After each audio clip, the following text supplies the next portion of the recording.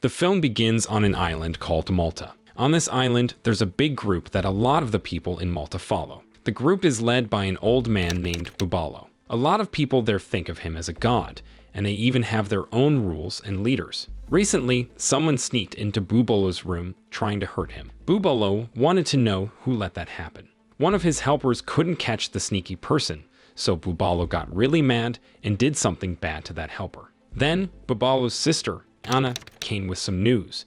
She had a picture and some information about a woman from Japan named Yuki. People also call her Lady Death. Anna said that Yuki was the one trying to hurt Bubalo, and she works for America. Bubalo told to find her now and told everyone to look for her. Now the story takes us to Los Angeles. We meet two guys, Zero and Brandon. These guys used to work for the CIA, but now they do risky jobs for the government. Brandon is super good with a sniper rifle, and Zero? He's great at fighting up close. Soon after, they head to a hidden place because their boss wants to talk to them. Their boss is Robert, and even though he's in charge of the CIA, he often asks Zero and Brandon to handle the tough jobs for him. This time, Robert has a new task for them. They need to go to Malta and rescue a woman named Lady Death. Lady Death is in big trouble because Bubalo is after her. And guess what? Zero and Brandon know her very well cause she's like family to them.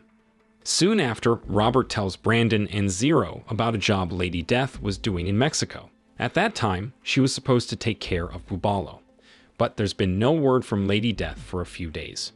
Now, Robert wants Brandon and Zero to head to Malta, find Lady Death, and also deal with Bubalo and his crew. Hearing that, two of them are pretty pumped about this mission, since they get to rescue their friend, Lady Death. Before they leave, Robert has one more thing to add.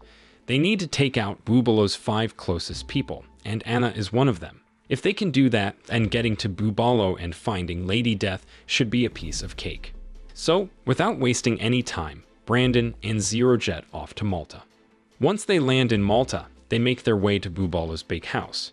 Brandon sets up far away, ready to snipe, while Zero sneaks in dressed like one of the guards. Lucky for them, Bubalo is having a huge party, so Zero blends in easily. There, he quickly spots one of Bubalo's main guys, Fava, and tells him Bubalo wants to chat on the roof. Meanwhile, Brandon spots Anna outside, but he can't take the shot because she's got someone watching over her.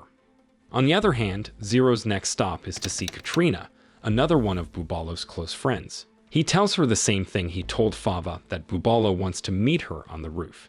Thinking it's true, she quickly heads up there. Meanwhile, Brandon spots another one of Bubalo's pals, Musket, in the restroom. Without a second thought, he takes a shot, and Musket is no more. After that, Brandon tells Zero to handle the aftermath. Soon after, both Fava and Katrina are up on the roof. Brandon doesn't waste time and lines up his sniper shot. With just one go, both of them are taken out. Now, there are only 2 more people left on their list. They are Anna and Dr. Zoran. Here, Brandon wanted to distract Anna's bodyguard. So he aimed his gun right at the ground where she was. While she was busy figuring out what he was doing, he quickly shot her. At the same time, Zero was sneaking up on Dr. Zoran, who was headed to the basement. But Dr. Zoran sensed him. They both faced each other, guns ready. Just when things were getting tense, Lady Death appeared and told him that Dr. Zoran's on their side. She promised to explain everything later, but urged them to leave the palace quickly. As they were making their exit, a guard appeared. Without hesitation, Zero took him down. Meanwhile, Bubalo was preparing to address his fans. But before he could start, he was shot. With Bubalo out of the picture, Zero, Lady Death, Dr. Zoran, and Brandon decided to take a break. They headed to a church by the beach to relax for a bit. In the evening, Robert reached out to the 4 friends. He looked really happy because they had managed to rescue Lady Death and get rid of Bubalo and his gang. Robert told them to take it easy and fly back to America the next day.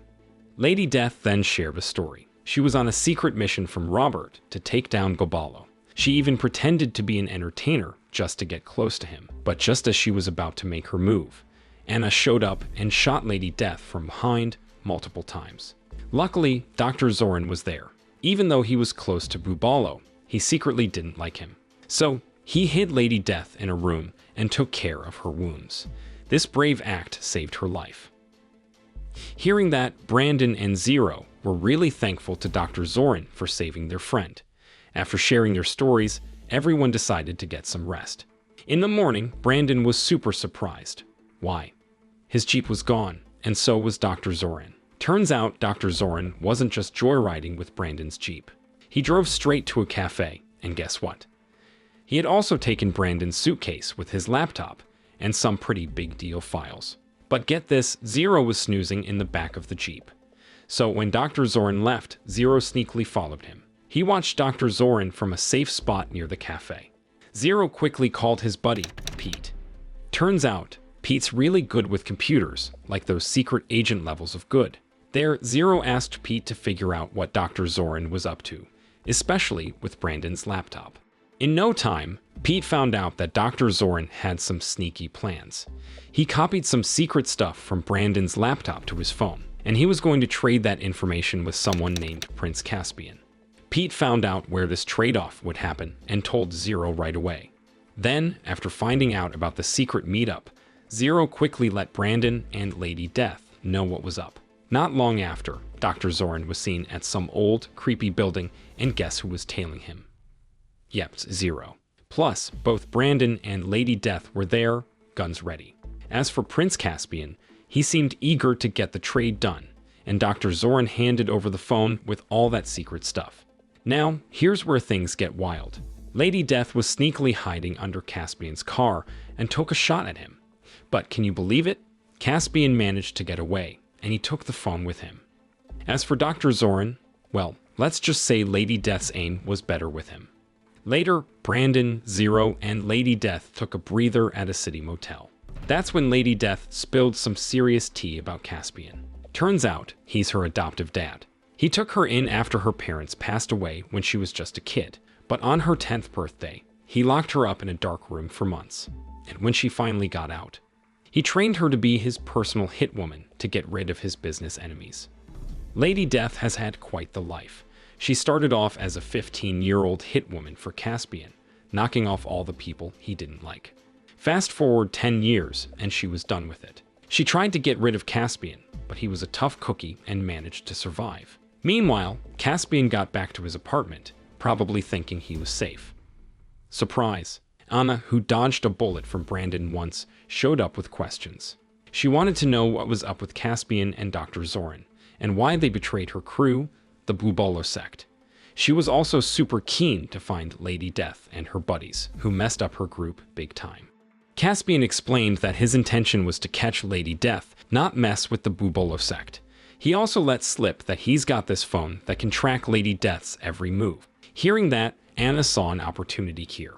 If they teamed up, they could take down Lady Death together. So just like that, they became allies, and Anna's next move: go after Lady Death and her crew with the help of that tracking phone. So, one morning, Anna's sidekick, who was helping out Caspian, zoomed in on Lady Death's location. He found her at a cafe, chilling with Zero and Brandon. Anna's sidekick didn't waste time and went straight for them. Thankfully, the trio was quick on their feet and fought back. But Anna's sidekick? He was like a ninja and got away before they could catch him.